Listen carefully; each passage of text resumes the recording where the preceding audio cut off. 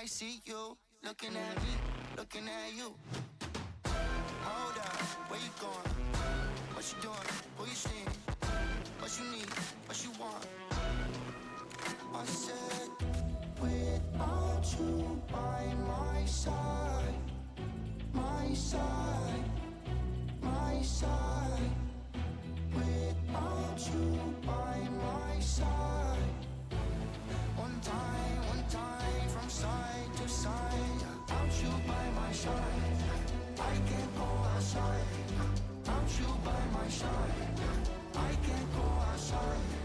Without you by my side, I can't go outside.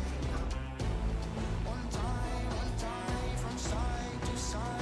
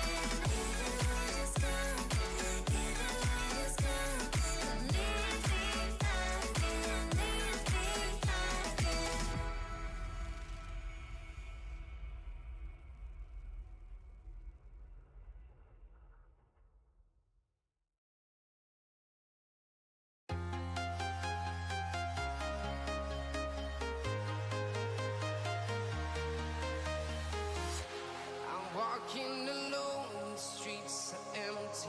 The only thing I can see is my own silhouette.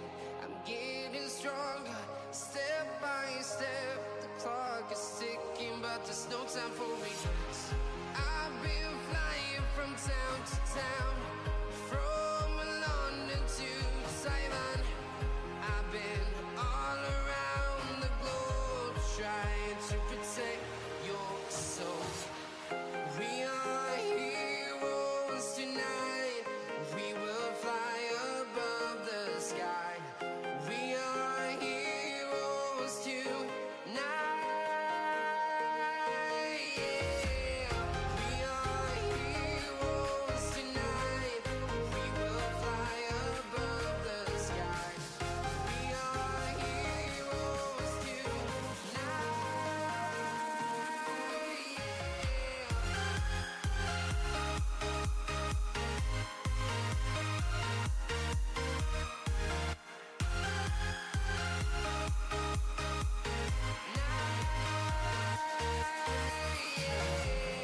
Feel like a dynamite, ready to explode right up in the sky. I need you to listen, I need you to hear, and don't show any fear. I've been flying from town to town, from London to Taiwan. I've been all around the globe, trying to protect your soul. We are heroes tonight. We will fly above the sky. We are heroes tonight. Yeah. We are heroes tonight. We will fly above the sky. We are heroes tonight.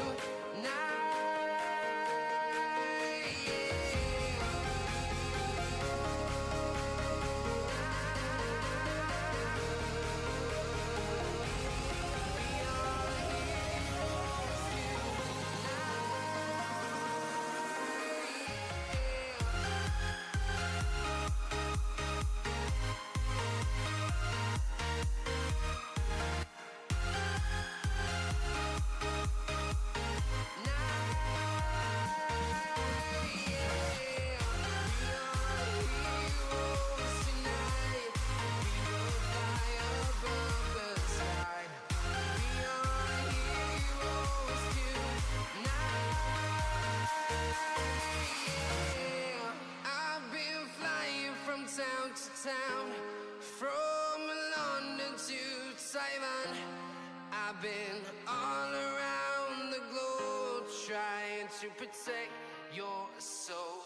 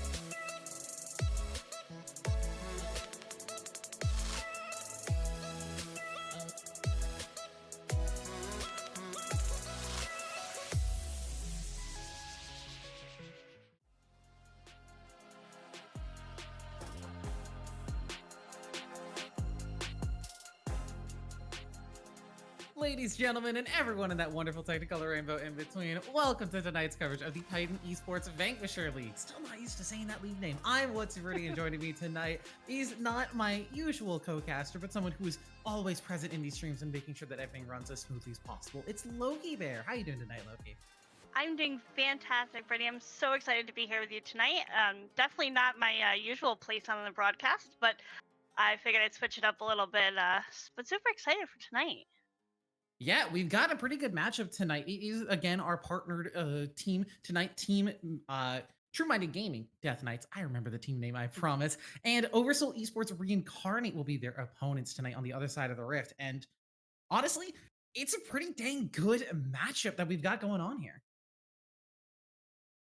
Yes, no, definitely. These are two returning teams we're both very familiar with from last season, I believe. Mm-hmm. True Minded Gaming Death Knights, as we saw last week, did end up taking the win and are now up 1-0 in their overall record. Whereas Oversoul Esports are still looking for that first win after a rough 1-2 loss last night. And, you know, it's the first week. Those wins don't matter all the most, but it always feels better when you can start your split off with that 1-0 in the bracket and not looking at like, hey, we're coming into week 2. We're still trying to find that first win. You gotta find your footing somewhere, so.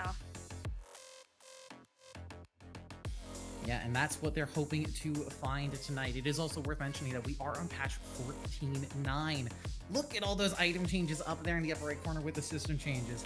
Everybody except really the tank items got majorly nerfed, and even the tank items got their touches here and there. And I think biggest surprise of all, Lethal Tempo is back in the game.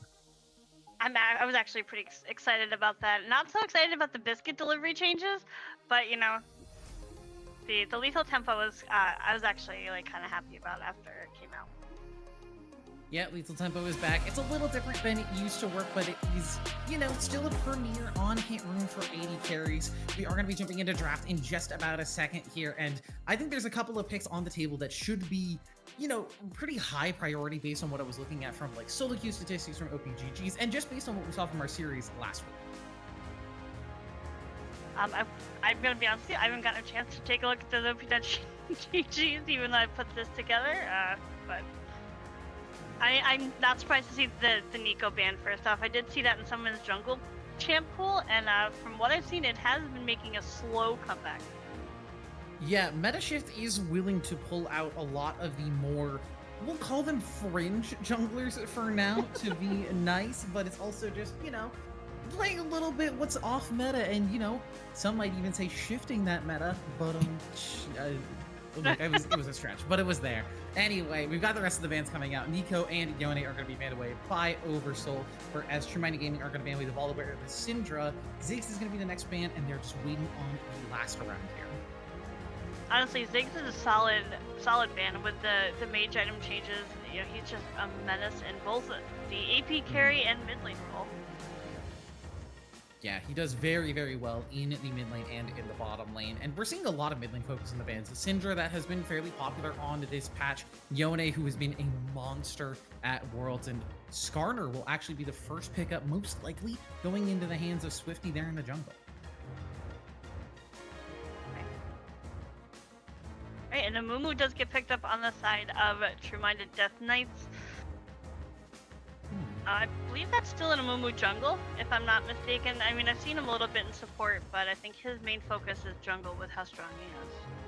Yeah, more likely than not, that is going to be the jungle pick, but Amumu plus Kai'Sa would be a fairly strong bottom lane combo. I keep saying that Amumu is a support flex pick because I want to see people keep bringing it back down bottom lane. That double Q is just so powerful. But speaking of powerful bottom laners, Jhin is going to be the pickup for Oversoul, and this pick has been terrorizing both solo queue and the world stage. If you've seen the champion in your solo queue games, you know Static Shiv is one hell of an item, and he makes it work pretty darn well. Absolutely. We do have Jhin paired with Rel down there in bot lane. I think Rel has been able to hold her own quite well in bot lane. Yeah, she's made a lot of stuff happen in support and just been one of the primary engaged supports alongside who I was just about to talk about, Nautilus there for True Minded Death Knight. So that is going to be Mumu locked into the jungle. Both of these teams focusing on jungle and bottom side picks, leaving those solo laners to the second half of the draft. So we're probably going to be seeing a lot of top lane and mid lane focus bans here. I wonder if it's just going to be entirely top lane though, as we're already seeing Gwen and Poppy taken away. I definitely think Poppy and Gwen both are safe bans. Gwen's becoming more increasingly popular. And then we've got Mordecai Mordecai's to also round going up to be banned away. Death Knight's I'm banning not- away a lot of the AP top laners, surprisingly. I'm gonna try not to talk over you this entire stream. There's Discord latency. We will figure it out as we go along, but it is going to be Orianna, that other premier mage mid lane pick that is going to be picked up. Mid laners not touched in that second round of bans, so still plenty available for Oversoul depending on what they want to do here with these last two picks. And Vigar is picked up as a response to the Orianna. Honestly, I it's come not to terrible. Orianna. It's kind of a rough matchup, I think, for both sides, as Zac is going to be the lock-in. So either Zac or Skarner is going top lane here. I have to imagine that it's going to be Skarner up in the top side, but Zac top has been making kind of a comeback here and there. It's not Yeah. unfeasible that that one gets locked into the top side. Oh, and there's a Mundo. Dr. Mundo. He goes where he pleases. He goes where he pleases. He is pretty well into other tank matchups, though I will say Zac does have a decent amount of percentage health shred when he takes those trades, so sustained battles in the top side, whether it is that Zac or the Skarner up there, but I think standard and safe team compositions from both of these teams in game number one here. I think both of them just trying to feel each other out, get a sense for how, you know, this first match is going to go and how each of these teams are going to be able to match up against each other. Yes. I know, I do like the comp from both sides. I am kind of favoring the side of OBS. Not gonna lie. I love the Jin Rel combo.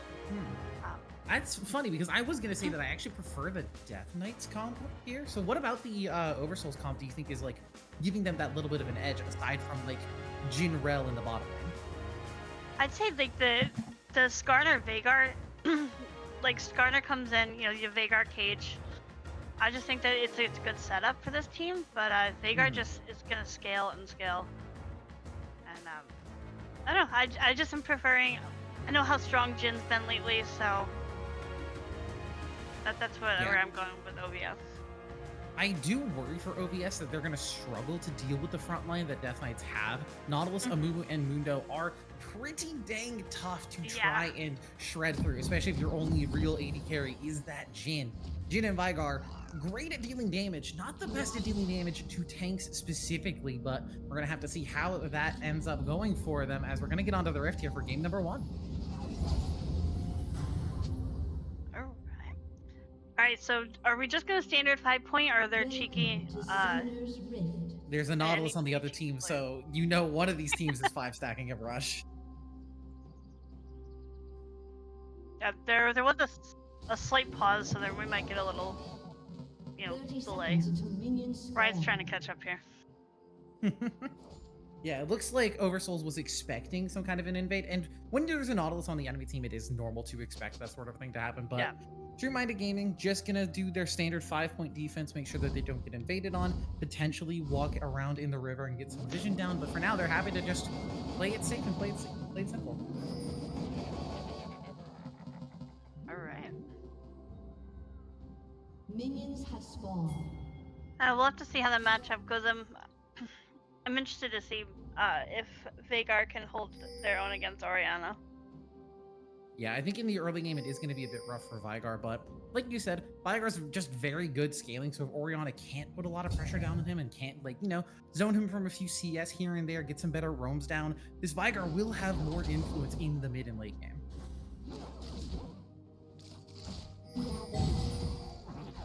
I just noticed it was 50 in the jungle.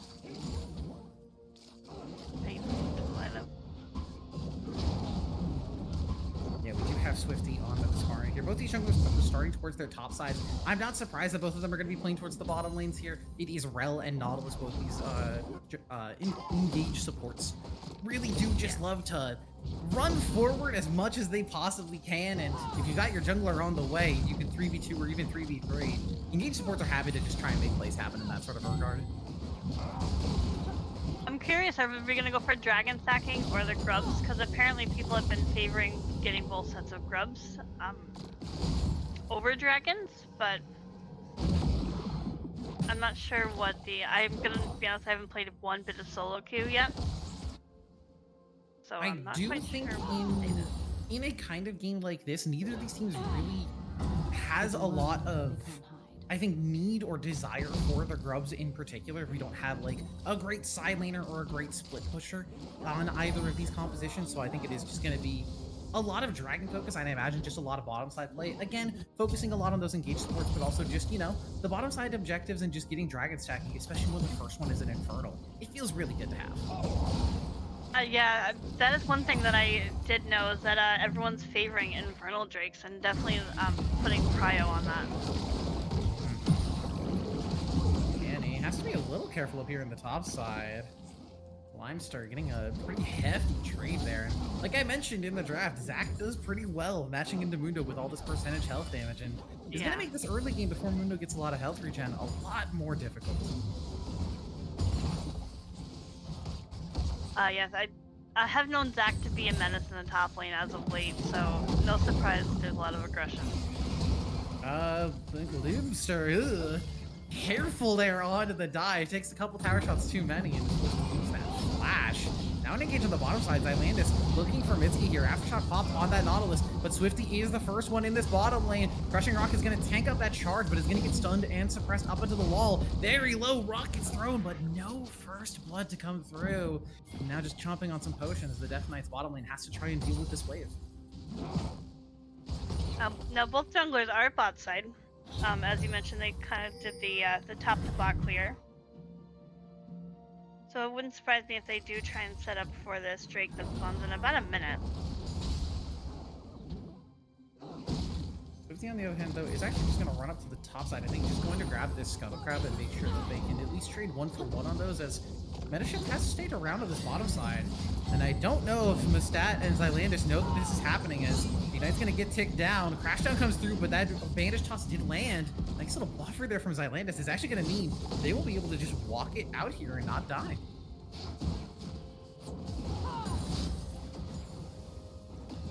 Now Jin is full health. Kaisen did take some damage there in the trade, so that is going to force it back on her.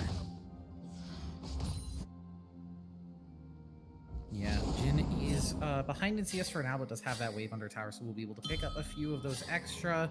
First dragon is going to spawn up here. Is that Infernal Dragon? Nobody's going for it just yet. Maybe I spoke too soon with the bottom side jungle and dragon priorities. It seems like Metashift is happy to just continue farming up camps, as we're just getting some more recalls and resets across the map. The gold lead is still even. We haven't seen for as much fighting as we have. Not too much action just yet. Nobody's really looking to try and die for a hard first blood with scaling compositions like this. And what is Veigar stacks at right now? Veigar stacks are at 38. Yes, so not too many in this early game. And again, I think Oriana's goal in this laning phase is just to continue to bully with the ball and make life difficult for the Veigaras. Canny and Limstar are just gonna... Yeah, this is direct-to-camera loves top lane mode, because we have two tanks who have sustain into their kits, and they're just going to keep hitting each other. And now Swifty on his way up, he's going to get the ulti and the ghost out of Mundo. Amy's going to start walking back, though, as that Mundo regen is pretty big, and now Metashift is here. Zylandis is also on the roll-up, so now 2v3, and Limster still has that passive, so not afraid to just start let's bouncing all over the shop. Metashift now the one in trouble, and a slingshot's going to land, and Zylandis with the ignite will pick up first blood. That definitely sets up prio for grubs here for the side of OBS. If I'm not wrong, they would go for that. Yeah, it looks like Zylandis and Swifty are going to be doing that and just letting... Actually, Mustat here, or Matastat, sit here in the mid lane while Freedom Potatoes has rotated down to the bottom. Nice lane assignments here from OVS, but now potentially getting collapsed on as Metashift is now in the pit. 2 grubs secured for Oversoul, but can they make it out? One of them is going to fall at least as Limster is going to go down to that passive. Swifting as Islandis on the run, and it will be the Zac picked up and at least 1 grub back for the Death Knights. And it just looks like these guys are going to take a reset, and I'm guessing they're going to head down towards that drag that's up. Yeah, I think the Infernal Drake would be great for, honestly, both sides. Yeah, it's hard to argue with some percentage increases to attack damage and ability power. It is going to be Static Shiv most likely built by both AD carries here. You could already see Crushing Rock. 2 components out of 3 on the way there, though. Matstat has actually opted for the Swiftness boots first, so I think a little bit more worried about all the potential engage that this Death Knight's composition has, especially early in the game. Nautilus Hook, a Mumu Bandage Toss, even an Orianna Shockwave. Yep. If they catch you out, you do just get 1 shot. Absolutely. And, I mean, I've seen Orianna do some pretty hefty damage now. Funnily enough, for Orianna, it is actually that call in the inventory as well. Yeah. Not the first item I was expecting out of her, but I think if you're going to be stuck in a farming lane like this and you don't have a lot of room to roam or make plays around objectives, pick up a farming item. Start stacking that call. As I say that, Michael Rossi is going to eat a decent chunk from Freedom Potatoes there, but the Vigar only having tier in inventory isn't in that one-shot territory just yet. I'm not gonna lie, I was a little surprised at the call pickup, but I was like, you know what, maybe they know something that I don't. I normally see it on 80 carries, but I guess it does work in all lanes, if you just want to farm.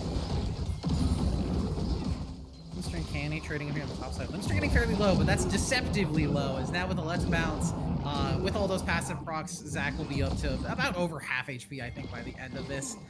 Yeah, Zac's a funny champion when you're trying to trade against him. Yeah, the healing is insane. It does look like, yeah, it starts dragging up. Or did get auto, so there was a little vision provided. Now it's going to be taken out. Oversoul might try to get in, but I think this objective is just going to be complete. It's just going to be going over to the Death Knight. So they get 1 grub, they get 1 dragon. Not the worst early game start for them, as the second dragon is going to be that cloud now. Less, I think, influence on the map and less presence for either of these teams to immediately want to go grab it, as Mitsuki may be looking to walk into map stats, but now actually might be in a bit of trouble. He's going to get the hook down on to Xylandis, who can't get the crash out over the wall. A curse of the sad mommy means a very sad girl on a horse's top lane as well. Candy finds the solo kill up there. Now he's going to get some work done on this turret. Oh, that was a lot of damage done to that tier 1 turret in top lane.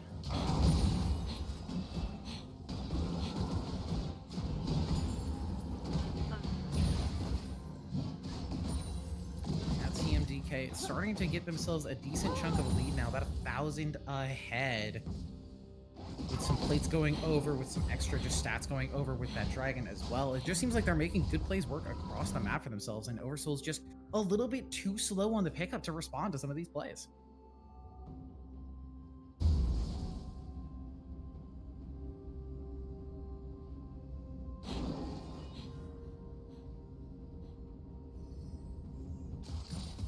I'm sorry, I'm lagging just a little bit on Discord. It's all good. Sorry It's about all that. good. You do have Xylandis just holding the wave here for their mid laner, just making sure that Freedom Potatoes is able to pick up all the stacks that they want as the Vigar. Important to make sure that your Vigar is happy and comfortable in the laning phase. Already has the Winter picked up. I've seen this build now. This is the second time I'll be seeing this build, and I've got to say, first time I saw it, I was not impressed. Honestly, the first time I saw it, I thought they were trolling. Now potential fight in the mid lane. Mitsuki looks for an engage, but maybe now the one getting caught out does have that shield from Michael Ross, so able to walk away for now. Gets the ignite out of Xylandis at the very least, but the lanes are starting to get rougher and rougher for Oversoul, so they might feel like they're starting to get a little bit more pressure on the map and might need to make something happen, as Freedom Potatoes is going to get engaged on. There's that shockwave, and every single ult is going to be thrown onto that Vigar. Candy's going to find Xylandis on the other side of the fight as well, and it's just Death Knights running the map here in the early game. that is huge for TMG right now. That just got them about a 3k gold lead, and they get this second set of Void Grubs. Yep, denies the 4 from OBS and gets 4 for themselves as well. So Void Might's in their hands. They've started the dragon stacking early. They're feeling good in this early game. You have a 2-0 Orianna and a 2-0 Mundo, and honestly, 2-0 Mundo is not really what you want right now. Yeah, Canny, just in the face of Freedom Potatoes, knows that this Fimbulwinter Vigar is not going to be doing the most damage to the Heartsteel Mundo, so I think having to just take a couple of plates in his face, and I think with this build, I know that there are people on Twitter who are calling out for it and saying, hey, this build is good, but I'm going to be honest, every time I've seen it, it has not impressed me. You know what, I'm intrigued by it, because like, Fimbulwinter is not something that I would typically think to build on Veigar. I would go for the Seraphs, into like just the standard mage items, but it's been working. I'll have to say that.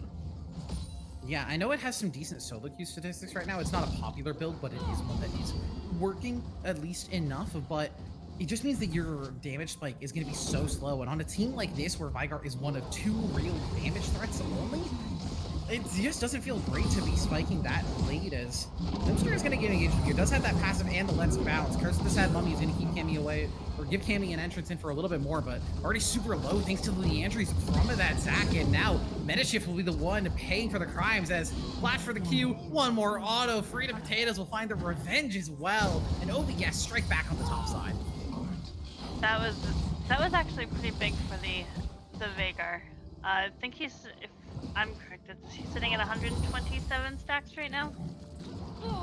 Yeah, plenty of stacks, and now a couple of an extra shutdown kill in his pocket, so a lot of gold now to be sitting on.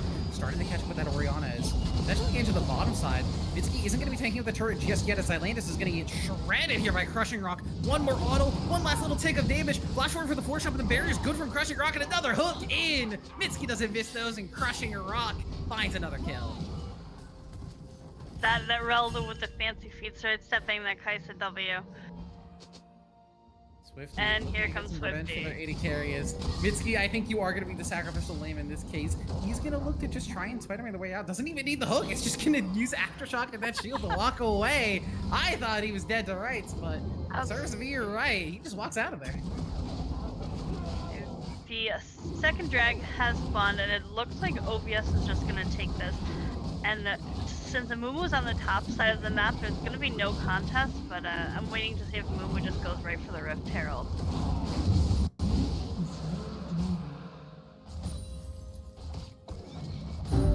No tower has been taken yet. We're about almost 15 minutes in. Yeah, we have seen some plates go over, and like you said, that Rift Herald is going to be started up by Death Knights, and I imagine that Canny here will just be able to pick up this top lane turret with a Demolish proc. Now maybe in a bit of trouble, but also is playing Mundo, so you know, again, when the health bars get low, I'm like, hang on, because are they in trouble, or are they just kind of baiting us? Yeah. Michael Ross looking for some entrance here, but Limster is playing Zac, so we'll just get a little elastic slingshot and yoink their way out of there. And as we talked about, Rift Herald does get picked up by Metashift. There's 102 Heartsteel stacks on this Mundo. He's gotten a couple of procs for himself. His flash forward from Metashift. They want to find the Vigar. Shockley doesn't throw him in the right direction, though, so Mitsuki can't get a hook in. It is going to be tanked up by Swifty, but Michael Ross will find that. It's a nice 3-minute impale. Swifty, can you get more done, though? Michael Ross is going to tank up the turret, but has the Sarans and the Locket. Will be absolutely fine to walk out from under that turret. A valiant attempt by Swifty, but can't make anything happen.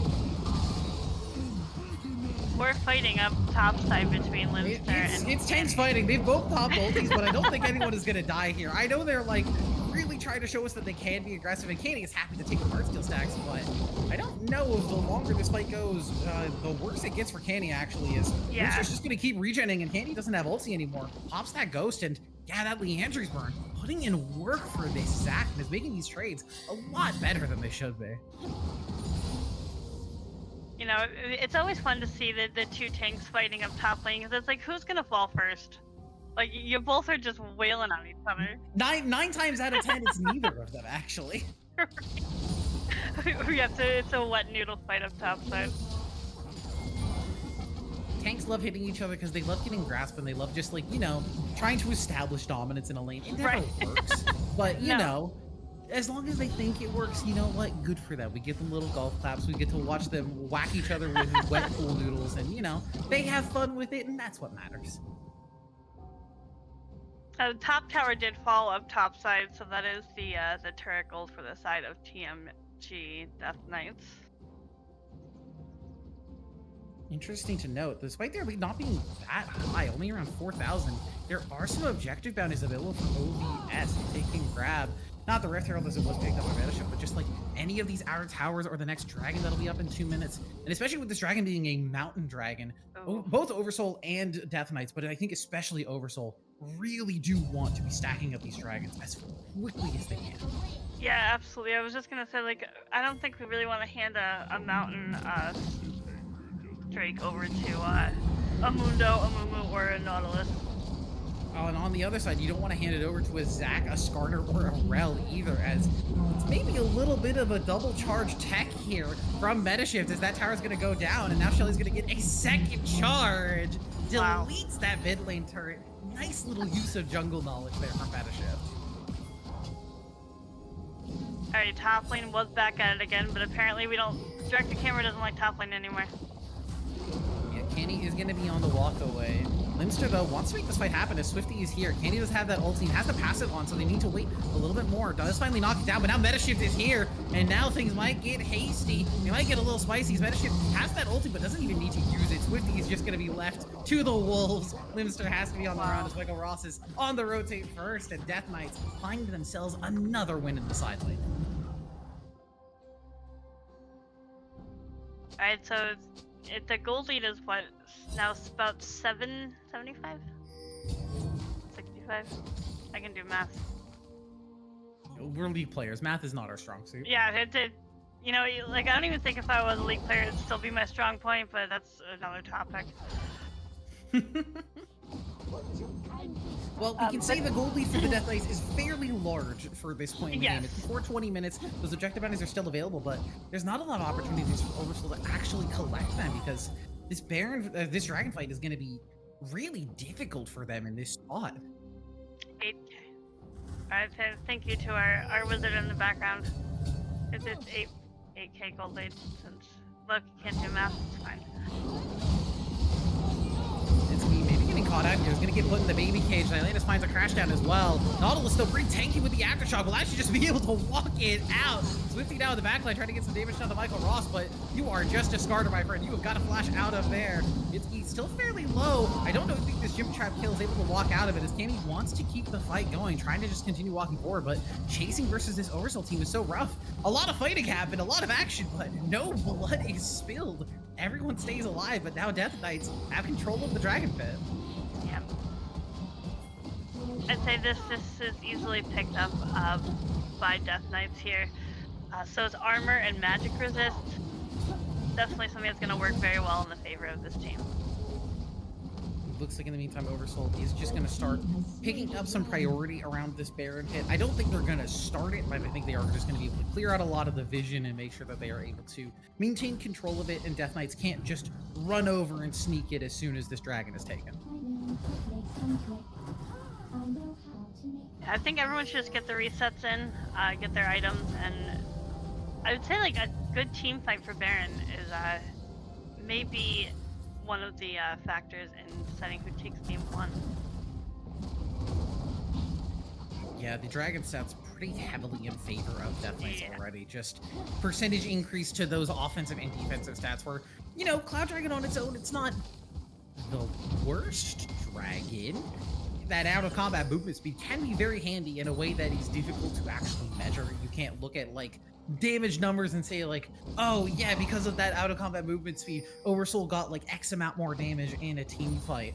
But you could look at the percentage increase to armor and MR and AD and AP, and you could say like, yeah, that was just, it's just doing more damage. They're just taking less because they have those stats. But you know, the individual Cloud Dragon versus those two individual dragons for the Death Knights right now, it feels pretty heavily in Death Knight's favor, and I think it's not going to get any easier as time goes on.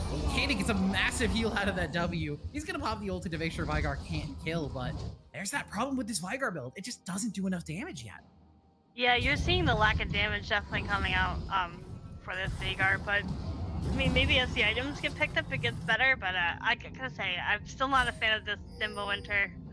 But I'd like someone to explain the theories behind this.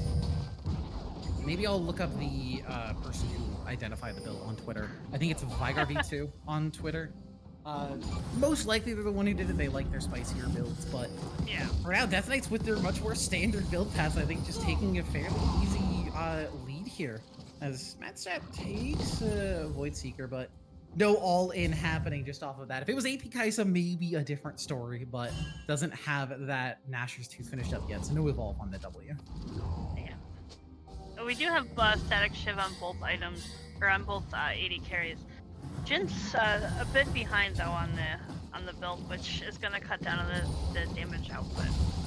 Yeah, item and a half versus 2.5 items, and we were already talking about for Oversoul, kind of their lack of damage with Jin and with Vigar. We were mentioning specifically into tanks, but I think just in general with these build paths. Static Shiv as a first item, great for wave clear, not the best damage item in the game. If you play ARAM, you might feel a little bit differently, but it's not a tank shredding item. It's not a squishy one-shotting item. It is just kind of a good utility item. And when you're a character like Kai'Sa who already has that inbuilt tank shred, you can get away with that. And that works pretty fine for you, especially in a comp like Oversoul has. But when you're thinking about Jin in a game like this where you have to deal with Nautilus and Amumu and the Mundo, and then you also have Vigar as your other damage dealer who's not really building a ton of damage, Yeah, life does not get easy them. for this Oversoul damage dealers.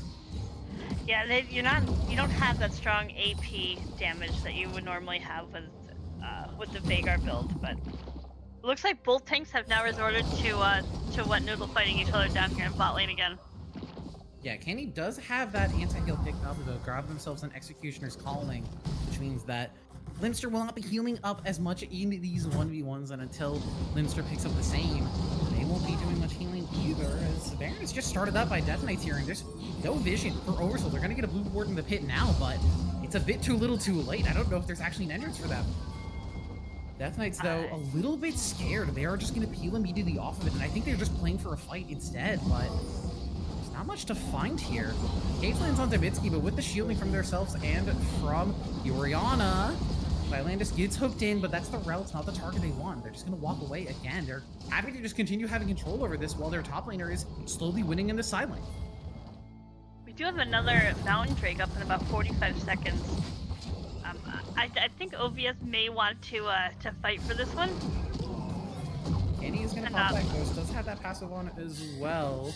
Limster needs to be a little cautious, walking too much farther forward. And again, as soon as they see two, Death Knights immediately back to the Baron. And they have the Kaisa here, so they just shred this objective. There's no vision available for Oversoul. It's just gone. Yeah, no, I think this is a really good call by TMG. Now is the time for them to kind of fight, get that Baron, or put that Baron buff to good use. Yeah, I think right now Death Knights also just want to be sprinting down to this bottom side objective, grab this dragon as fast as possible, because even a single mountain dragon can start to make this team a little too annoying to deal with. And you've got the Baron buff, you have priority into that bottom lane, so you're able to rotate to it pretty quick, but now it's just a matter of how quick can you do it as this dragon, he has already started. Yeah, this is what I was kind of hoping to see from OBS, that they are going to pull off. Landis is trying to get an engage, and is just going to eat that one-man shockwave, and goodbye engage support, goodbye engage for Oversoul. They're going to be forced away from this dragon pit. Swifty maybe looking for a steal over the wall, maybe a bit of a drive-by, but can't get in range as Mediship will find that smite. And there's the pick onto the bottom lane. Candy finds the kill off of a nice depth charge for Mitski. Freedom Potatoes will go down as well. Mundo's online. He's got a double kill, and it looks like Death Knights are going to take this game one. I think this is just the angle. You just push and take the game. These guys played very well. I was a little intrigued by the Leandri's build. I get it with the tanks, but I know I've seen a lot of Luden's Tempest and Oriana play. Yeah, I think just specifically into this Oversoul comp here with 3 tanks, having double Leandri's does feel pretty good. Oriana, you know, in competitive, she's not as much the one-shot EP threat as she is in solo queue. She's much more of a, hey, I'm gonna hit a good team fight shockwave. Speaking of a team fight, Limster's looking for an engage. What a beautiful curse of the Sad Mummy from Mediship will keep the rest of the team alive. They just can't kill, crushing rock, and the damage from this Kai'Sa is gonna keep flying. It's 2 quick kills picked up for Meta Shift. Swifty will be the next, hooking it for Mitzi. He's gonna get the cleanse and the flash out of Matt stats, and there's just no damage. Kid is gonna walk up and just take the board shot, as well as the curtain call. There's just nothing doing. Shockwave in onto Freaking Potatoes. Nimble Winter Shield comes up. Maybe can find one here, but just doesn't have the damage. Everybody's gonna survive from Death Knights. It's a clean ace and a clean game one. 16-3 is your final score for game one here for the Death Knights. Wow, very well played. I think that if Jin was just able to get maybe a little bit of an earlier lead, but definitely well played by both teams. Yeah, I feel like Oversoul, I'm not going to say they got comp diffed, but it felt like they just drafted a team that didn't have a lot to do against tanks. Yeah, you had your Zac with Leandries, but how much can he really do against the Mundo, against the against the Nautilus, when you need to rely on your Jhin and your Vigar really getting online before the rest of the game gets out of control? Yeah, this is definitely like, I mean, I love the tank set drafted by Death Knights, so we'll see if anything changes in game number 2.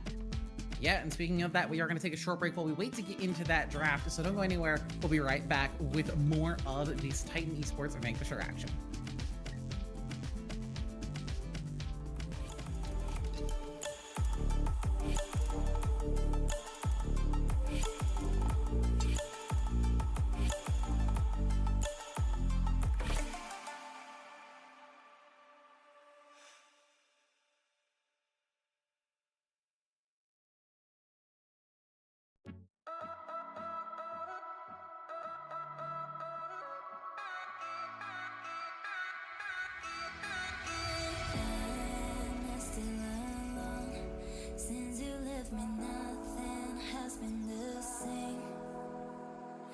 There's no time for regret, but I remember how I slept in your chest.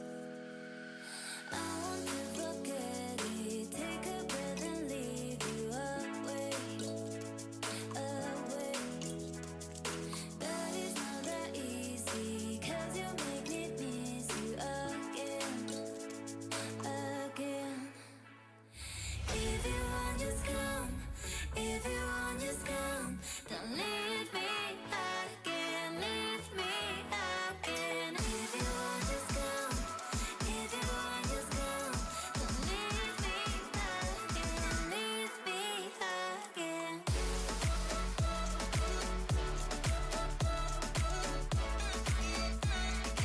Leave me again.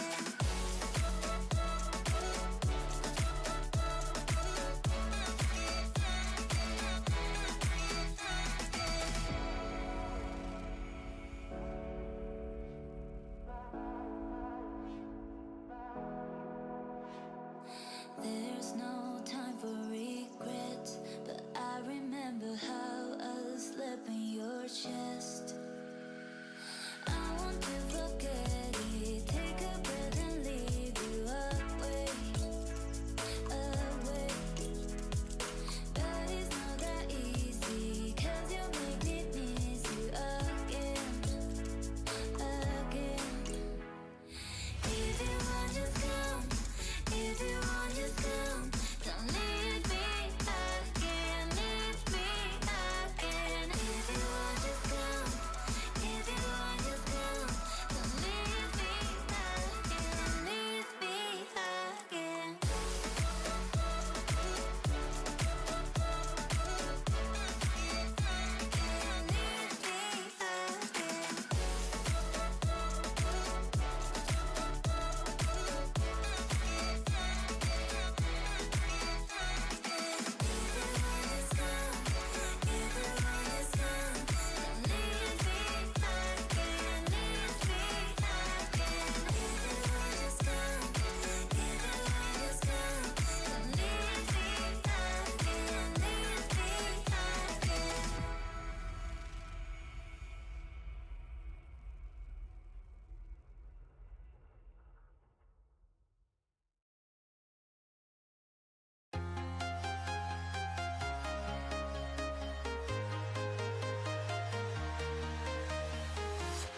I'm walking alone.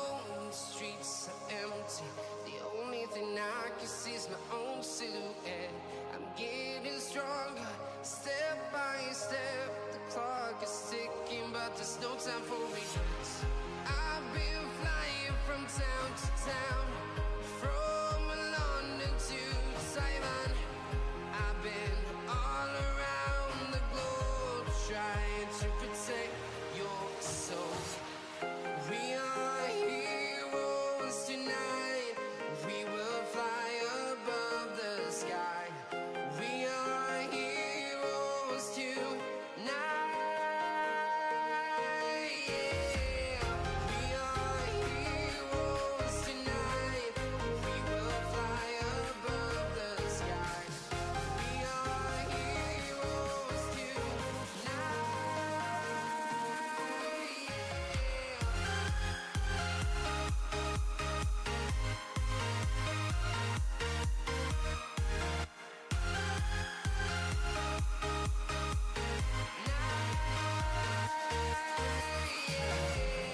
Feel like a dynamite, ready to explore right up in the sky.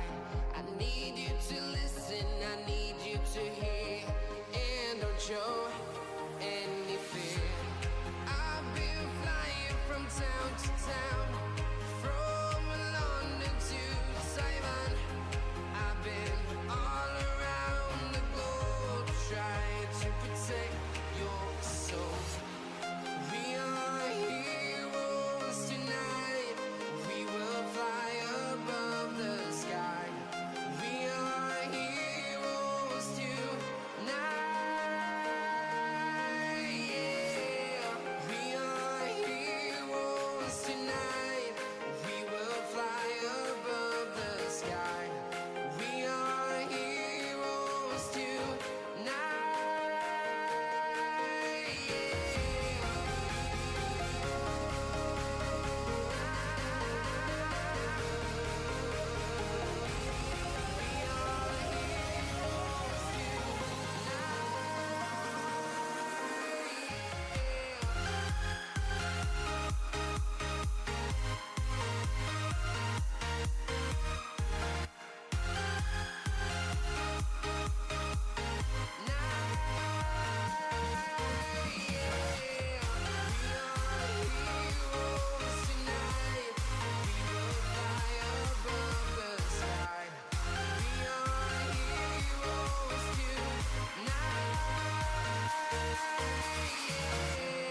I've been flying from town to town, from London to Taiwan.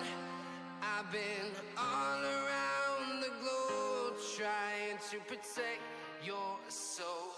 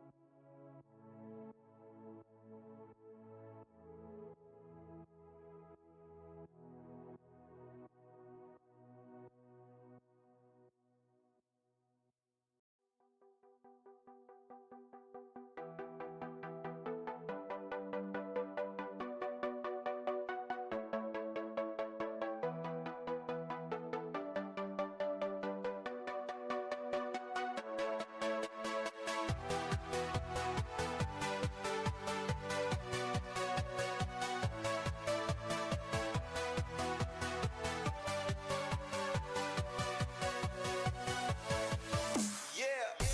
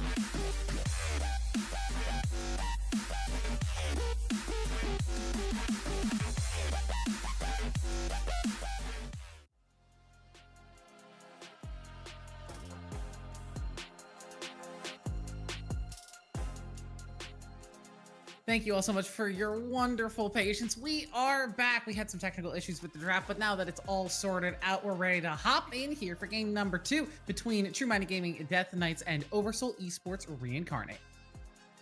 Now, the first game was quite a banger.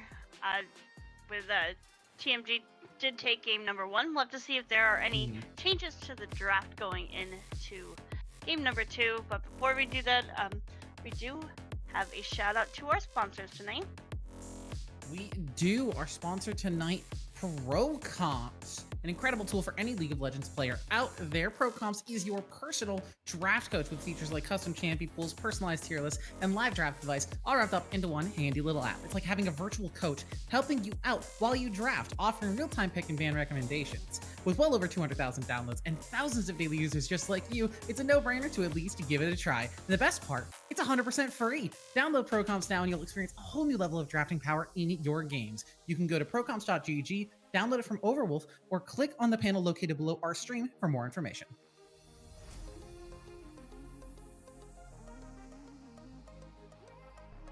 Good job. Honestly, with last game's draft, there were parts of it. Look, I know Jhin is very overpowered right now, and he's very good. But if you are going to draft Jhin in your composition, you have to be thinking about how are we going to deal with tanks, especially when you're looking at a potential Amumu or an Amumu that you saw drafted after you picked up the Jhin, and the Nautilus and the Mundo that followed up afterwards. Tanks have to be on your mind when you draft a composition like this, and your Vigar going Fimbulwinter build is not going to cut it when you need to kill a tank. Yes, I agree. I'm hoping if they do pick up Vigar again, maybe we'll save that for solo queue, you know? But hey, I'm not the players here. Maybe they had something cooking. But we'll have to see how they change it, and if they actually stick with the tanks, or if they go a little bit more of a different comp.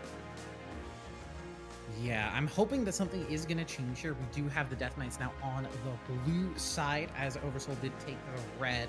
So Death Knights will have the opportunity to pick up one of those high power picks in the first part of the draft here, but it gives Oversoul the chance to look for some sort of response and try and find counter picks in their draft. I'm not gonna lie, I was kind of hoping that Nico was left open, but as we see, that is the first ban on the side of OBS. Yep, Yone as well. So far, I think the bans are exactly the same on both sides here. I don't think anything is changing too much currently. We are going to see that Ziggs again from the Death Knights. And now it's just a matter of what OBS wants to do for this last ban. Are they going to keep it 6 for 6 on the same? Both it does look like it's following the same. Let's see.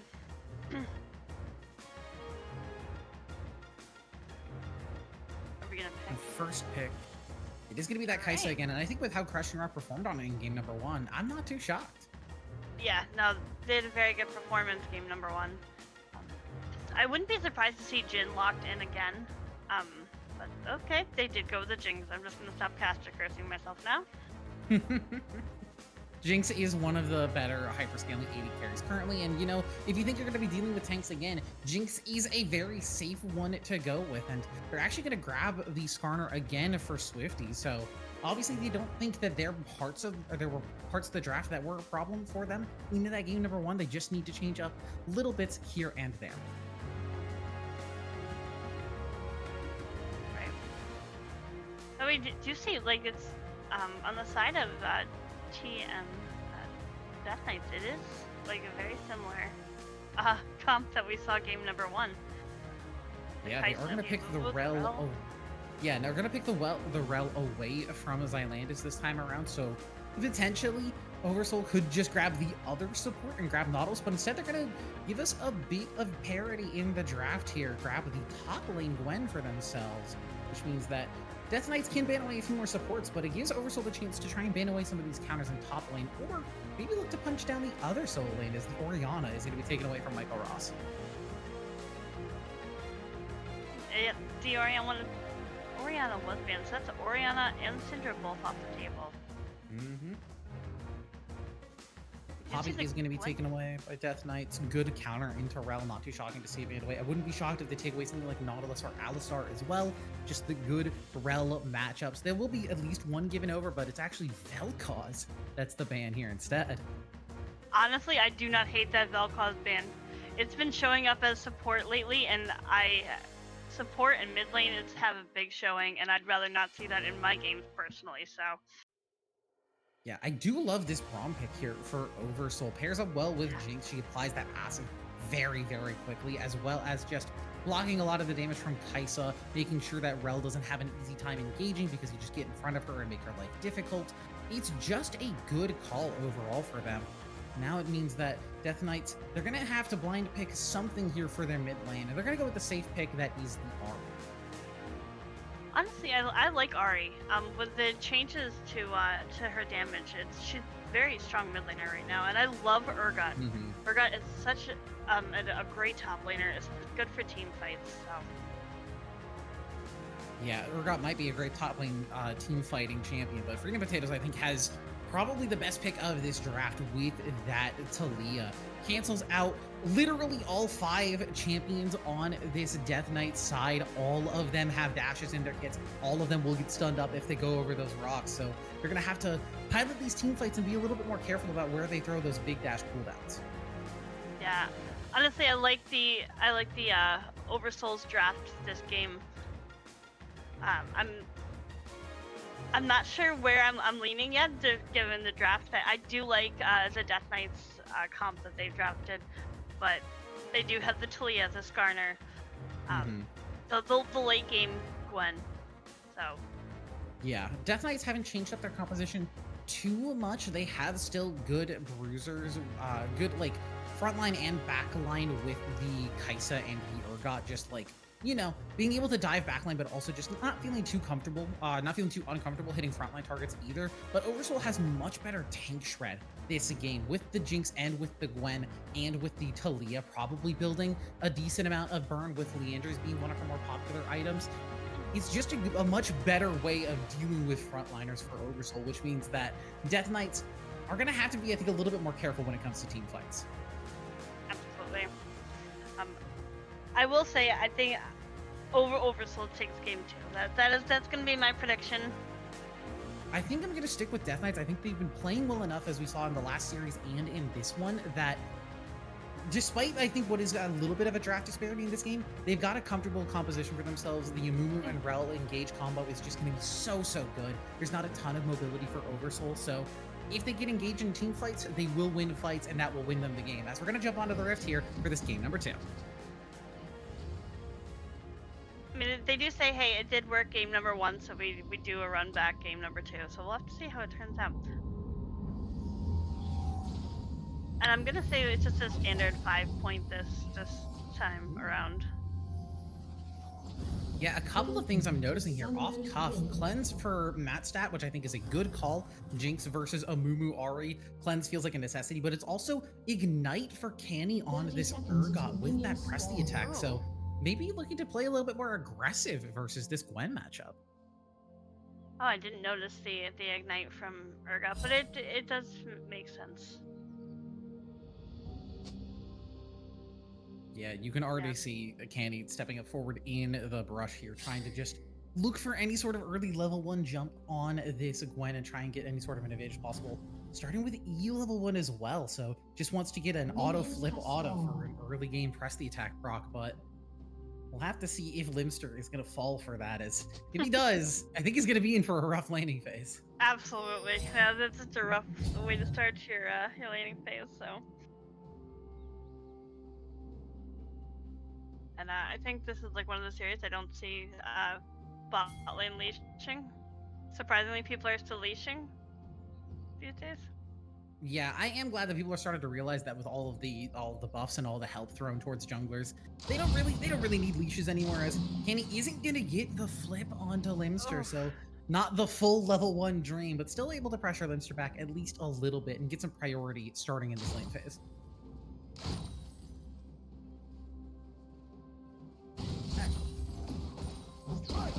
I am expecting a little bit of early aggression from the side of Death Knights to the bot lane specifically. Yeah, I think when you're playing versus Jinx Braum, you kind of have to be on the offensive, but Yeah. you take any of these early trades and they're not perfect, as the level 2 will be hit for both sides here, so no extra all in. If you don't take these trades perfectly, Braum and Jinx can punish you. Yeah, Jinx is great scaling into the late game, but Braum is such a threat in the early game. That stun puts in so much work, and his Q does a lot more damage than people anticipate. So again, perfect positioning and perfect 2v2 placement is going to be key here for the Death Knights bottom lane, or else they can definitely get punished. We do see Mumu did start his bottom side, so he's passing towards top, where Skarner started top and passing down towards the bot side. Yeah, I do wonder if with the Ignite in the top lane, meta shift feels a little bit more pressure to cover this lane in case Swifty is also pathing up here, because anytime your top laner doesn't take teleport, it is a potential punish that you have to be thinking about as a jungler. Like, hey, enemy jungler can walk up top lane, and if they die, or if my top laner dies, that means they lose out on so much XP, so much gold, so much time in the lane. As opposed to having teleport where it's like, oh, they died, it's fine, whatever, they're gonna hit teleport and lose the cooldown, but they'll make it back to lane, they'll get XP and farm, and they'll survive their laning phase. Yeah. And especially if Urga is looking to play a little bit more aggressive, especially early, it is a good thing that Mumu's passing top side. Yeah, but it does leave this bottom lane a little bit more exposed, so I wonder if Swifty will be able to find any sort of an advantage and make some sort of a play happen here on the bottom side. They do have vision in both the Tribush and River, so it is warded up.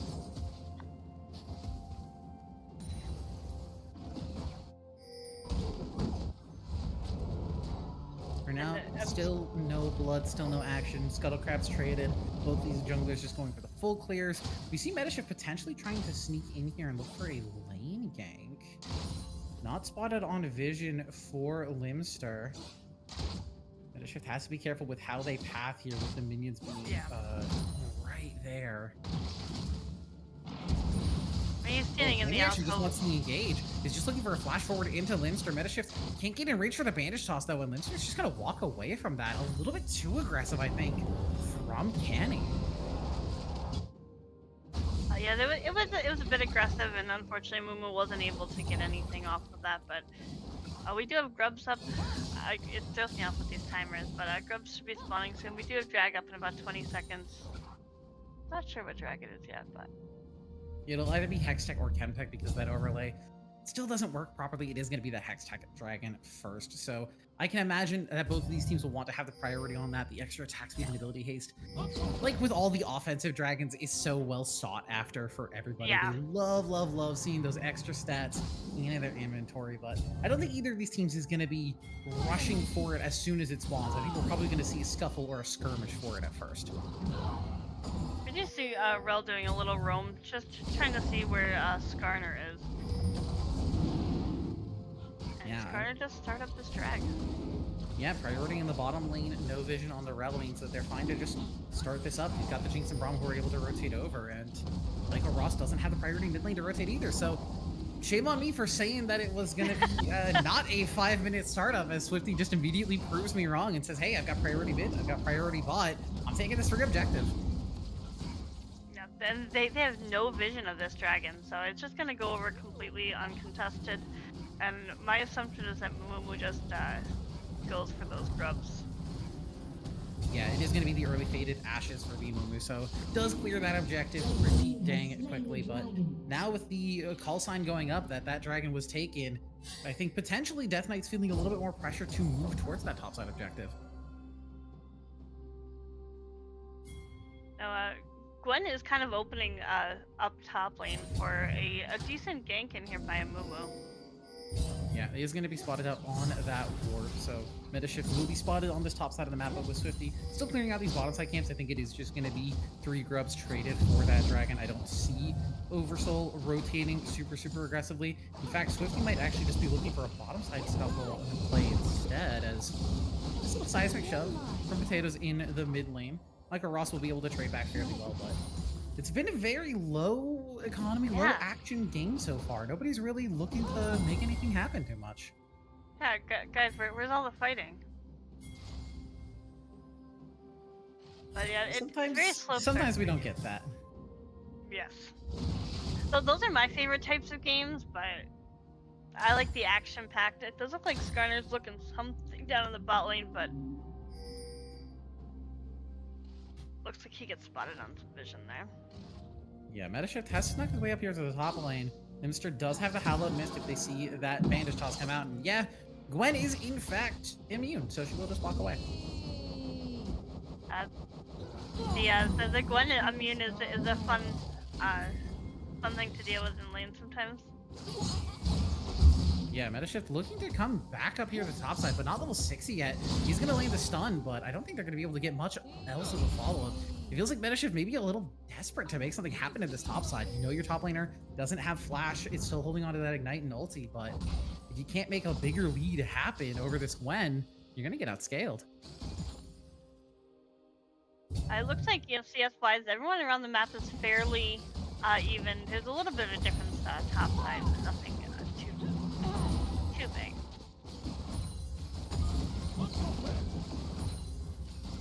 Yeah, and that's going to manifest itself in just about a 500 gold gold lead for the Death Knights right now. I imagine pretty much entirely in that top side. Yep, maybe about a couple hundred gold in the mid lane, but everyone else is practically dead even. These types of games, I will say, are great to play as a player because it's very calm, it's very easy. You don't have to, like, feel like you're high stressed and, just get all jumbled up. But when you're a caster or when you're a spectator, I'm going to be real, these kinds of games suck. The players are sitting here there. How do you cast this as a play-by-play? Oh man, they got the cannon, a good relic proc there from Mitsuki. Michael Ross, now under tower. Can he make the cannon take happen? Does manage to get it in time. Cleans up all three of the range creeps as well. Excellent little mechanics there. Now we actually get a real engage to the boss side. Silandis looking for that Glacial Fissure, but it's actually going to be Crushing Rock, the one in trouble. In the meantime, first blood top side, found by Canny. He's still happening on this bottom side, though. Mitsuki is going to be the one in trouble. One more auto means a stun will come through, and it's the sacrificial lamb. Mitsuki dying so that their AD carry will survive. The super mega death rocket did secure that kill onto the row. It does allow Ari to get a few Potatoes getting engaged on now. There's that Curse of the Sad Mummy. The Seismic Shot finds the stun on the meta shift, but stunned is not mean you are safe, and that's another quick pick for the Death Knights. I think we were a little spoiled last year with the Observer. The Observer and Producer, because we were like, yeah, can we do a replay of that? No, not tonight. Yeah, because we're doing a lot of the extra streams and we're having a lot more people on. We've gone down to just one Observer / Producer during the regular season. You'll be getting replays back once we get into the playoffs, but until then, we get our classic league streams: one Observer, one Producer, and they are the same person. And we appreciate Sherigan very much. Mm-hmm. We do have an ocean for the second drink. So Death Knights did take the first set of grubs. Mm-hmm. I'm guessing that OBS is going to at least attempt to fight for the second set.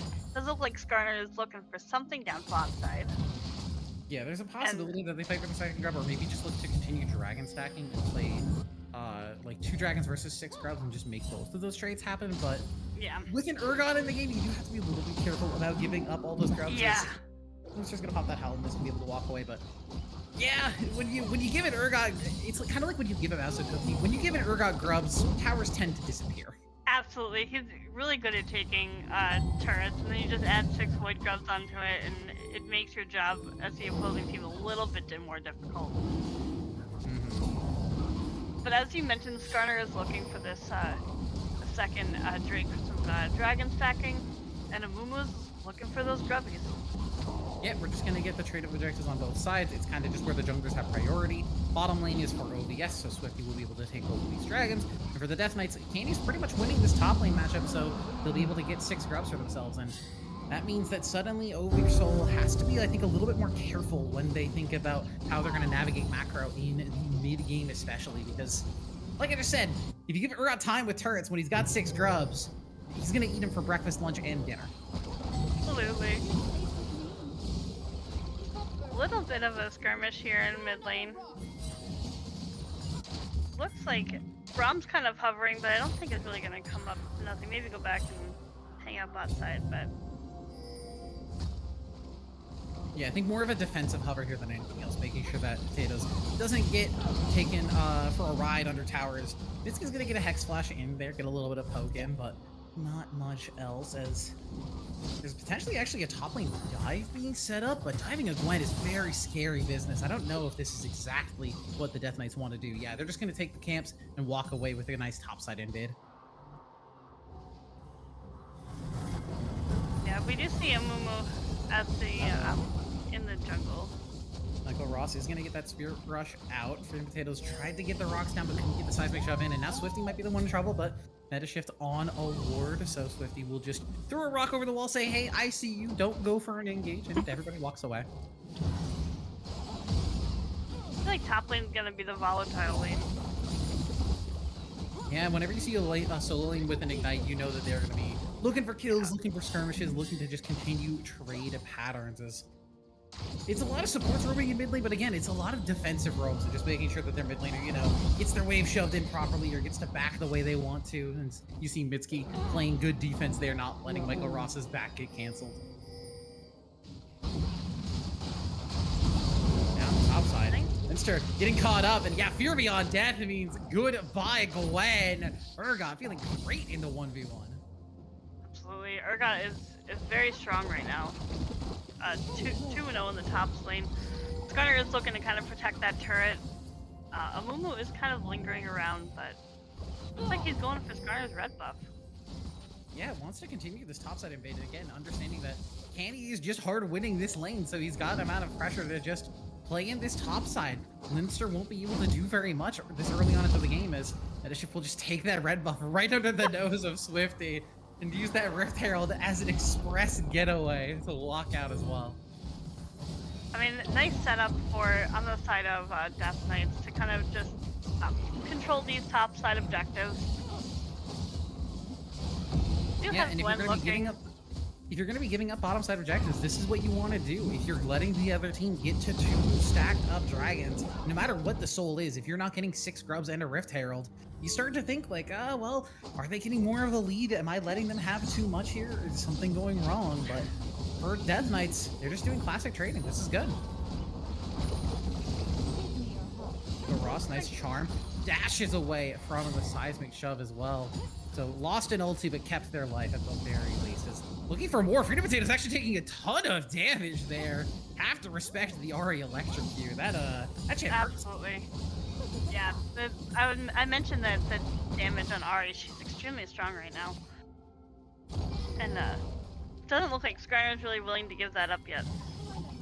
Yep, just making sure that Freedom Potatoes gets that recall again, and just those defensive ganks and defensive roams. As stun won't land onto Xylandis. And again, it's 15 minutes, we've had 4 kills. I'm trying my best to make this game exciting, but the teams are playing very consistent League of Legends. They're not like flipping for objectives. They're not looking for like hands diff outplays. This is just good macro from both of the squads. Right, we do see Rift Herald has been popped in the mid lane. Yep, that turret is gonna go down. A nice seismic shove. He's gonna find Michael Ross, but Swifty doesn't manage to land the flash pull. He's gonna yoink up the Amumu instead, but that's not the target you want. Freedom Potatoes in trouble. Doesn't have that Sarah shield, so we'll be able to walk away. Meta shift is worse to flash, but Michael Ross has the damage. Will take down the Skarner. Was a very good play there by both the Amumu and the Ari.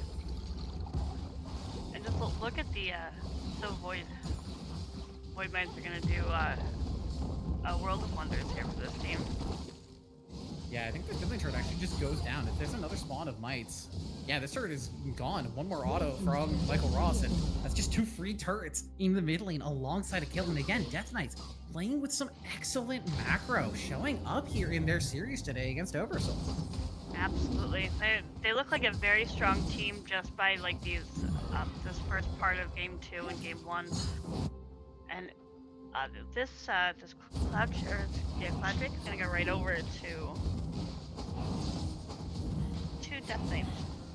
Yeah, and I think last week we were talking about Death Knights getting their 2-0 win, and it was like, oh, well, Sensei Squad still, like, despite it being 2-0, Sensei Squad still looked good, and Death Knights, they had some weaknesses that were exposable, and it seems like Death Knights picked up pretty quick about what could be exposed in their weaknesses. Is they're just like, they're not giving up many objectives that they don't have to. They're making good macro trades. They're making good macro roaming decisions. Like you see Minsky just constantly in mid lane making sure that Michael Ross is safe. And the only issue is the fact that like maybe Matstat starts to get a little bit out of trouble on this Jinx, but you have a Rel, you have an Ahri, you have a fed Urgot. It's very difficult for Jinx to actually maneuver in a game like this, as Minsky looking for an engage with the crash down, but I think as soon as I start praising them, they're going to overset a little bit with a beautiful two-man seismic shove. And now Matstat's going to start popping off the saplings on a crushing rock. And that's a triple kill over to the Jinx. Just as I say she's going to get out of control, there she goes. That was a great ultimate by the Garner and 430. Yeah, I was about to say, oh my god, Limster's dead, but you know, that's not like unexpected at this point in the game. That's a fed Urgot. He's got an item and a half. Limster just now finishes that first item, and that's going to be a solo turret gold over to this Urgot. Kenny is so strong in this game. God. I was just looking at the gold difference. There's a massive gold difference up in this top side. Nice little seismic shot there from Freedom Potatoes. Metashift took a trip over those rocks, so ate a stun on the way back. And yeah, you can see that gold difference up on the top side. 2,500 in favor of Canny. That is quite a bit of a lead, considering the whole team's gold difference is about 4,000.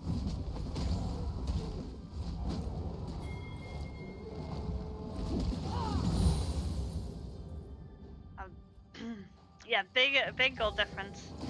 This Jinx did get quite a lead there with the triple kill in that last big fight they had down bot lane. Kind of something that they want to keep under control because a snowballing Jinx is a little bit terrifying. Yeah, Kraken Slayer finished, looking to get to that Infinity Edge as soon as possible, and Jinx has been struggling for builds, I think, ever since the removal of Mythics and the item rework.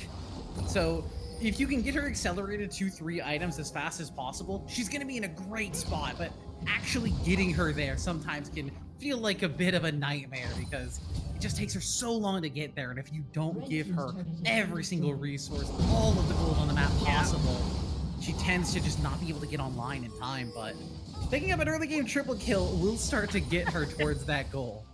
Absolutely. Once it hit those, I believe it's still the 3-item power spike. She's almost there though. Looks like she's working on IE right now. And it looks like these guys just kind of farm up right now. I'm gonna take a guess and say the next big fight is gonna be somewhere around Baron, which is up right about now. Yeah, I wouldn't be shocked if we saw Death Knights as they take this top bottom lane tower just start to rotate back up towards the top side and look to play for that top side objective. As Super Mega Death Rocket is going to come in. It will do a little damage to Crushing Rock, but it won't take too much of the wave, as it's actually going to be Oversoul the ones looking at Baron. There is vision available as Matstat is going to be spotted, so now Death Knights have full information about this. But can they get here in time? I think it might have just been an overextension on that bottom side play. Yeah, it's definitely opened up a Baron angle for them to start, but they're gonna have to back off. They're looking for the pick onto the move, but they can't find it. There's that Curse of the Sad Mummy. They found access to bat stats, but the defensive play for the rest of the team is just too good, and now Crushing Rock stuck on the wrong side of the fight. He's gonna be able to sidestep all the important skill shots, except for the Glacial Fisher, who will shut him down and give that kill over to Freedom Potatoes. And now suddenly Oversoul back in the driver's seat of this game. They're still down gold, but they are up in momentum. Absolutely. It was a good fight by OVS in that last one. You know, they did get pressured off of Baron. Kaisa was taken out of the fight, so one of the big sources of damage is gone. Definitely delays this Baron for another few minutes. Yeah, and for Death Knights, it's fine to have that Baron be delayed. You're happy with that. You're not, I will say, you're not happy with the result, but you're not upset with the result. It's not like you gave over Baron and the kills. It's just a couple of kills, but it's a couple of kills on important targets. It gives Freedom Potatoes that first kill in the game, and that means that suddenly this Taliyah is going to start doing a lot more damage. Not the tank shredder build I was expecting, but also a a bit more of a damage-focused one has that Seras completed and is looking for the Shadow Flame second. Talia, if she gets a seismic shove on either Michael Ross or Crushing Rock, they're gonna get one shot. There's no pretty way to say it. Absolutely. Yeah, she's gonna start hurt. Looks like both teams are kind of looking for something here. The fourth rank of the game is up. Yeah, it looks like Is definitely. OVS gonna go for Baron? I mean, this is the threat that you get when you get these first two dragons. As Oh. suddenly Matstat out of position, and Michael Ross is gonna shut that one down instantly. Gold over to the Ahri, and now without their Jinx, there's no Baron threat, which means that Death Knights have control of the map again. It looks like Urgot is just going to take this drag by himself, and obviously, you know, he is the right champ to do this. So this secures Drake for Death Knights. Yep, that is going to deny Soul Point again and get the Dragons evened up at 2-2 now. Again, it's individual Cloud Dragons. It doesn't feel the best to have as a stacking one, but denying the Soul from your opponents, especially when it's someone like Gwen or Jinx who can really abuse the stats on that Cloud Soul, it feels fine to have. Yeah, absolutely. I agree. Yeah, that is going to be fairly scary on Urgot, so. Yeah, the members of the Death Knights are not unhappy to have that Cloud Soul either. Urgot, like you said, but also the Ahri and the Kaisa with that extra bit of movement speed. It feels very nice to have. It's just going to be a matter of a long time from now to get to that objective, which I think is kind of another advantage for OVS, as they want to scale with their Jinx and Talia. They want them to get some extra items, and they want Limster to have time to get back in the game. I say that, though. Canny, hunting for some fresh doll. Wants to find a 1v1 here. 2 levels up. Limster is going to pop that ult with a flash in from Canny. Hollow Mist is going down. Swifty's up here, maybe looking to try and save. The Fear Beyond Death times out, so Limster will be able to walk away with his life.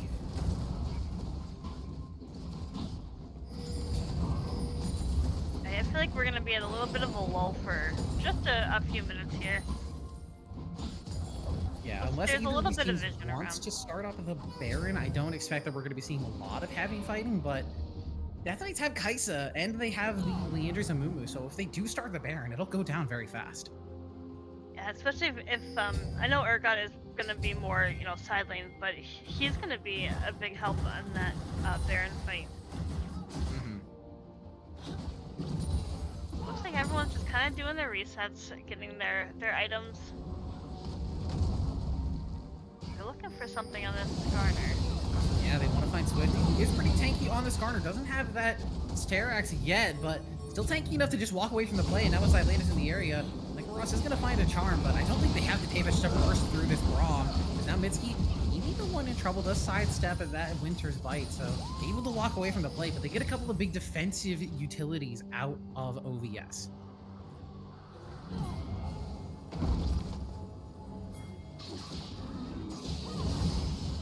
They're just looking for an angle to go in here. Yeah, Metashift is going to get the heal out of Zylandis. Was maybe looking for an angle on Curse of the Sad Mummy, but the flash from Freedom Potatoes means that there's no real opportunity for an engagement. Annie again hunting for a little bit of a side flank here. Metashift into the mix of it, finds the Curse of the Sad Mummy. It doesn't find the Curse of the Sad Mummy. That was the Magnet Storm from Mitsuki, but now shutdowns are going to start flying. Matstat will be able to pick up some gold. Metashift does finally press that big red button. Starts to find some big shutdowns. Matstat goes down. They can't find the damage on the Michael Ross, and Metashift just walking forward in front of the Talia. Nothing she can do. It's a double kill to Michael Ross, and it's an ace for the Death Knights. Well played there. Tons of ultis, but that Curse of the Sad Mummy really helped secure that ace for Death Knights. These guys are just pulling away with this game number 2. Yeah, up now about 5,000 gold, a pretty big lead for themselves. I think it feels a lot closer than it actually is, and I wouldn't be surprised if the Death Knights in-game are thinking more along the lines of like, hey, we were even in gold and now we're gonna finally start to pull ahead, because as casters and as producers, we get to see the gold leads and the gold differences over the course of the game. The players don't have all this information. They're playing a lot more blind than we are, so oftentimes where you're ahead or behind more or less than you really think you are, it will cause you to play differently. And I think Death Knights maybe anticipating that they had a little bit less gold than they really do. Yeah, absolutely. Alright, You can Right, already the- see some of those individual leads, like in the bottom lane there. Matstat up about 1,500, nearly 2,000 over his lane opponent. Feeling pretty happy on the Jinx, but for the rest of the team, it's a lot sadder of a story. Look at that mid lane gold difference, 3,000 for Michael Ross. Yeah, that's a pretty big lead, and if I'm not mistaken, the 3,000 in the top lane as well. 2,000. Limster does manage to sidestep that Fear Beyond Death, does have the snip as well, so we'll able to walk away, and 1,000 Needles are putting in a lot of work. We'll heal that Gwen back up, and no threat of a kill this time around, but a loss of a flash for the Gwen.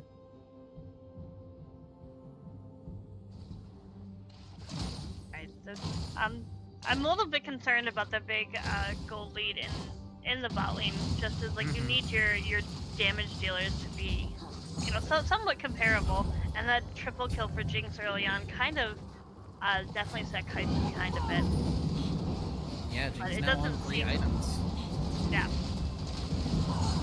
Doesn't look like they're looking to take a fight at Drake. Gonna be the Baron fight here. Ari's on the top side with the Talia and the Skarner.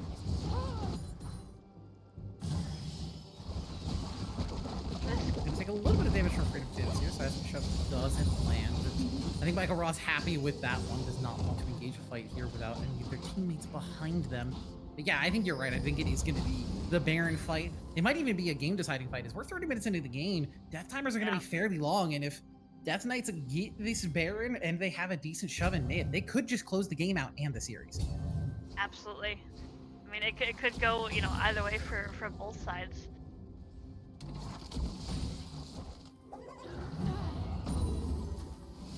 But I'm not seeing many. Like, it doesn't seem like both sides are really looking to take that objective fight, but more along the lines of just team fights in the lane potentially. Yeah, You I think have for Gwen either of side these laning. teams, for either of these teams, it's kind of scary to start up this objective because if you're Death Knights, you're looking at Talia poke, you're looking at her wall engage, you're looking at Jinx getting to free fire inside of that pit, and their engage tools are just so good. But for OVS, you're also looking at AP Kai'Sa and Ahri and Amumu, all of these tools that, if they're used in a Baron pit, will just shred your team apart. As Michael Ross is going to get a charm on to Limster, who, now feeling confident, is actually going to start trading back. They'll trade ult for ult there with the Ahri. Ahri will have a slightly shorter cooldown thanks to that Malignance, but it's not by much. I want to see like an action-packed game, and these teams are just kind of like slow. It's a very slow and like spaced out fights. So Yeah, guys, the step teams it are up. playing I wanna very see some blood. methodically. yes, Oh, you wanted blood. We might have it. Atlanta's getting caught out here. Does have that flash and that ulti. Is going to burn both of those alongside the heal. Fear Beyond Death. He is going to snipe it down. Munches and crunches on the Braum. And with that pick, Death Knight's immediately going to turn around and start looking for this Baron. my guess is they take this fairly quickly. You do have almost 5 members of the team rotated down. There's not a real vision on this Baron, and they're just gonna melt it. It's gone. Mega Death Rocket comes in, but doesn't manage to find the steal, and that's going to be Baron taken for Death Knights. Bounties finally now available for Oversoul, but how many bounties can they really have access to? Those outer turrets are already gone, and can they even get close to those inner turrets? Talia's looking for something here, but there are 4 members of Death Knights up here. Flash traded for Flash there. Freedom Potatoes happy that Void Seeker didn't land, but now has to play very defensively. Braum is going to get tagged up again by the Bandage Toss, but it's not the target they want to engage on. Mitsuki will need a little bit of damage as well, as Michael Ross in the meantime also pushing in the mid lane, so 2 lanes being threatened here as it looks like Limster is rotating around to pressure this Ahri out a little bit, but she's already got that mid lane turret down. And is looking to continue this pressure. Oversoul have to make something happen, or else this game is going to be out of their hands in a second. Yeah, I definitely agree here. It's gonna take one fight really to wrap this game up. I'm trying to see some angle in which OBS can come back in here. Their angle and their hope really is all on Matt Stat. Can this Jinx make a fight happen? Can she get that first reset with that rapid fire cannon auto and just start popping off? But can the rest of the team do enough damage to get her to that point is the question. And honestly, the answer might be no, as Metashift may be looking for a bandage toss angle, but they're happy to just continue this siege, though the wave clear fairly good from OVS, so I think they're happy to stall out the Baron buff timer as well. They're just not finding anything outside of this mid lane. Alright, so the first inhib is down. Ari was able to take the mid lane inhib, and the Baron is doing so much. And all of these Void Grubs, like this is what happens when you give a team 6 Void Grubs. Those Void Bites are doing wonders. Yeah, we were talking about it at the start of the game as Xylandis dead to the storm surge. Michael Ross just finds that burst combo and picks off the support. We've got 2 members of Death Knights at level 18, the Urgot and the Ari. And there is no one on the side of OVS at level 18 yet, so they're gonna have to play it very carefully. Yeah. That is going to be the 4 Cloud Dragon, Cloud Soul now for Death Knights. They wanted speed, they've got speed. And it's going to be really difficult for OVS, I think, to be able to catch up, not only literally, but also metaphorically, as this lead has sailed over the 10,000 mark. TP in from Talia into the base. Yeah, that's the 3rd inhibitor down, and it's a last chance defense here for Oversoul. To keep their series alive, they have to win this fight into their base, because if you let the Death Knights go, you've got double super minion waves coming in on all sides, and that's not a situation that you're going to be surviving very comfortably. Kenny crushing around, pushing forward, sidesteps that pull. But there's a pull from Swifty, gets Michael Ross into the backline, but they can't find the execute, and there's the team fight first! Vanquisher finds a beautiful curse of the sad mummy, and Oversoul Reincarnate is scattered! Someone's gonna have to reincarnate them again after this week. It's a triple kill over to Vanquisher, and a 2-0 win for Death Knights once again. That was a dominating game from Death Knights with a 13,000 gold lead over their opponents. Yeah, a rough game, I think, for Oversoul. Still looking to find their first series win as they go down 0-2 here. But for the Death Knights, a lot to be proud of and a lot to be happy for in this series. And in these past couple of weeks, as week 1, again, we were saying it was a little bit, up in the air. It felt a lot closer of a 2-0 than it really was. This felt like a 2-0 series. It felt like as soon as Death Knights had a lead, they were running away with it every game. Yeah, they did a great job at capitalizing on their strengths, and these guys, like their draft, both games were